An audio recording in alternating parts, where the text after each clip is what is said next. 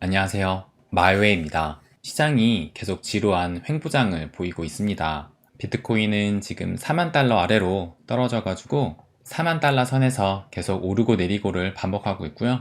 그에 따라서 지난 주말에는 1000원 가까이 올랐다가 지금은 또 다시 좀 빠져가지고 950원 선을 보이고 있고, 갈라 역시 가격이 좀 더 떨어져서 이제 240원대를 보이고 있습니다. 그래서 이렇게 시장은 계속 약세장을 보이고 있는 상황입니다. 인내의 시간이 계속 길어지고 있는데요. 그럼 오늘 이야기를 또 말씀을 드릴게요. 미국 재무장관인 이 제닛 옐런이 지난 4월 7일에 아메리칸 대학에서 첫 암호화폐 관련 연설을 했어요. 그러면서 이 디지털 자산이 지리적 한계가 없는 즉각적인 거래, 낮은 비용, 효율 개선 등을 약속하지만 이 같은 기능을 제공하기까지는 극복해야 할 문제가 많다고 지적을 하면서 미 정부가 해외 송금을 개선하기 위해 G20 작업에 적극 참여하고 있고, 연준이 2023년 실시간 결제 시스템 FedNow를 출시한다는 점을 강조했다라고 얘기를 했습니다. 그러면서도 이제 CBDC에 대해서도 연설을 했는데요. 이 연설을 두고 대부분의 언론들은 이 암호화폐에 대한 규제가 앞으로 어떻게 될 것인가, 이거를 긍정적으로 봐야 될 것인가, 아직도 좀 회의적으로 봐야 될 것인가, 이런 쪽으로 포커스가 맞춰져 가지고 많은 기사들이 나왔는데, 저는 요것에 집중을 했어요. 조금 전에 말씀드린 연준이 2023년 실시간 결제 시스템 FedNow를 출시한다는 점을 강조했다라고 하면서 제닛 옐런이 이제 FedNow가 내년에 출시된다고 말을 한 거예요. 그런데 이 FedNow가 이 리플과 연결고리가 조금 있습니다. 그거를 오늘 좀 말씀을 드릴게요. 그럼 일단 먼저 이 FedNow가 뭔지부터 좀 볼게요.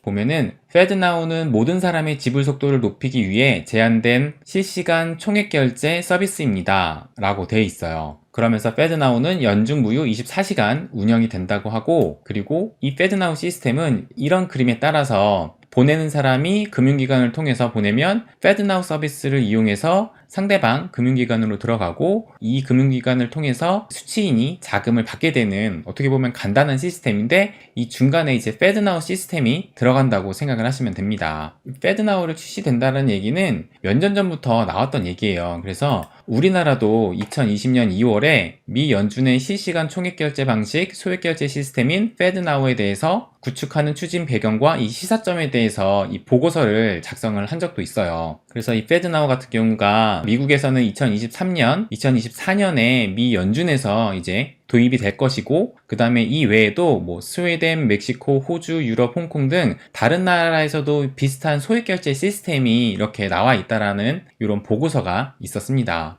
그러니까는 이 FedNow 시스템은 간단히 말해서 연중 무휴 24시간, 그러니까는 단 한 번도 쉬지 않고 실시간으로 자금을 주고받을 수 있는 시스템이라고 생각을 하시면 돼요. 그런데 중요한 거는 이 FedNow를 어떤 시스템을 활용해서 이 FedNow가 운영이 되느냐가 또 어떻게 보면 중요하잖아요. 그것을 한번 보여드릴게요.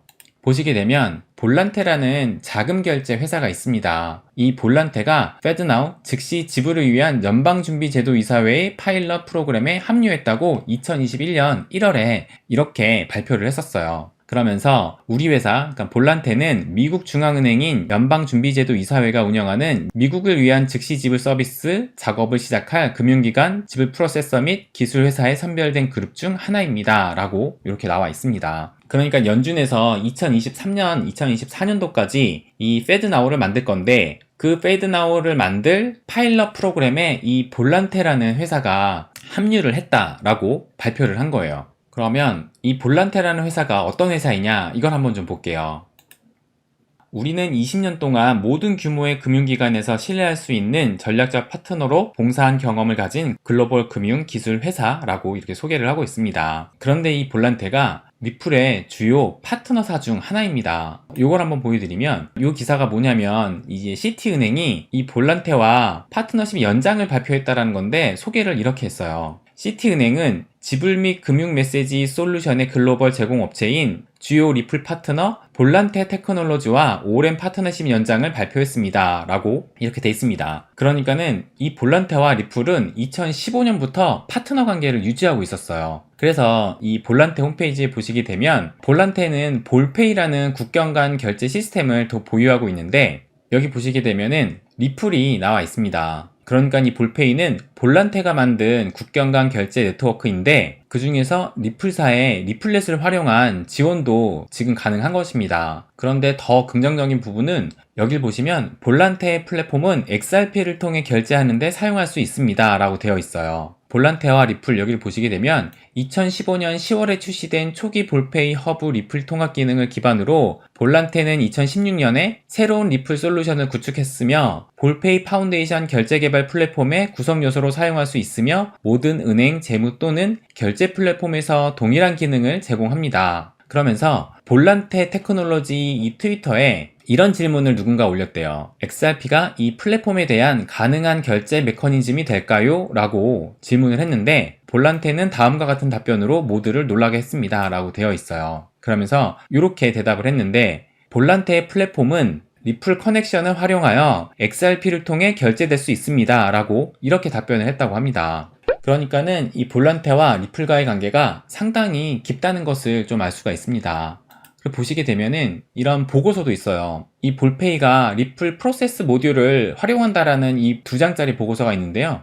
여기를 보시게 되면 보내는 은행과 받는 은행이 있는데 A라는 은행에서 보낼 때 이 볼란테 리플 프로세스 모듈을 활용을 해서 자금이 이동이 되고 그러면 이 리플 커넥트라고 되어 있는데 이것이 아마 리플렛을 의미하는 것 같아요. 그래서 이 리플렛을 활용한 자금 결제로 B 은행으로 자금이 이동하는 것을 이렇게 그림으로 지금 보여주고 있어요. 그러니까 볼란테와 리플사는 여느 파트너사와는 달리 서로의 시스템을 통합한 보다 끈끈한 관계의 파트너 관계라는 것을 알 수가 있습니다. 그러면서 이게 이제 볼란테 회사의 홈페이지인데요. 볼란테 국경 간 자금 결제 시스템에 대한 영상을 올렸는데 여기에 보시게 되면 2022년 4월 1일인데 이제 최근까지도 이렇게 리플이 나와 있습니다. 그런데 이 볼란테가 이 미 연준의 페드나우 시스템을 담당하게 됐다는 거예요. 여기 보시게 되면 미국 페드나우 즉시 결제에서 페드나우 당사 클라우드 또는 귀사를 통한 종단 간 즉시 지불 처리라고 하면서 2023년 페드나우 즉시 결제 서비스 출시라고 이렇게 회사에서 발표를 했어요. 좀 더 자세하게 나온 게 볼란테 테크놀로지 페드나우 및 TCH RTP를 위한 최초의 통합 서비스 출시라고 하면서 2022년 3월 2일에 발표를 했는데 그러니까 1년 전에 2021년 1월에는 페드나우의 파일럿 프로그램에 합류를 한다고 했는데 그런데 지난달에 2022년 3월 2일에는 이 볼란테가 페드나우의 최초의 통합 서비스를 출시를 한다고 이제 발표까지 한 거예요. 그러면서 2021년 초 페드나우 파일럿 프로그램에 합류한 이후 볼란테는 미국 지급결제의 미래를 형성하기 위해 연방준비제도 및 은행, 신용조합, 업계기관을 비롯한 기타 파일럿 참가자들과 긴밀히 협력해 왔습니다. 라고 하면서 결국에는 볼란테가 페드나우를 출시한다고 이렇게 얘기를 했습니다. 그러면서 이런 기사도 이제 마찬가지로 지난달 3월에 나왔어요. 보시면 클라우드 결제 및 금융 메시징 분야의 글로벌 리더인 볼란테 테크놀로지는 오늘 미국은행과 금융기관에 페드나우 서비스 및 TCH RTP를 위한 단일 통합 솔루션을 제공한다고 발표했습니다. 라고 이렇게 또 나왔습니다. 볼란테 테크놀로지 트위터를 보게 되면 이런 컨퍼런스도 한다고 이렇게 나와 있어요. 보시면 ISO 20022와 페드나우 그 다음에 CBDC가 어떻게 미국의 페이먼트를 바꿀 건지에 대한 이런 컨퍼런스를 시카고 연방은행과 그리고 볼란테 임원과 발표를 한다고 합니다. 그러니까는 4월 20이면 이제 내일 모레네요. 그러니까 이 볼란테는 2015년부터 리플의 주요 파트너사로 서로의 시스템을 통합을 하고 주요 파트너사의 관계로 계속 있었어요. 그런데 이 리플 파트너사인 볼란테가 연준의 페드나우 서비스까지 출시를 하는 것입니다. 그러니까 연준과 리플이 직접 관계는 없지만 주요 파트너사를 통해서 연준과 리플과의 관계가 연결되어 있다는 거예요. 그런데 아직 페드나우가 출시되지 않았고 그리고 이제 여기 보시게 되면 이게 연준의 사이트거든요.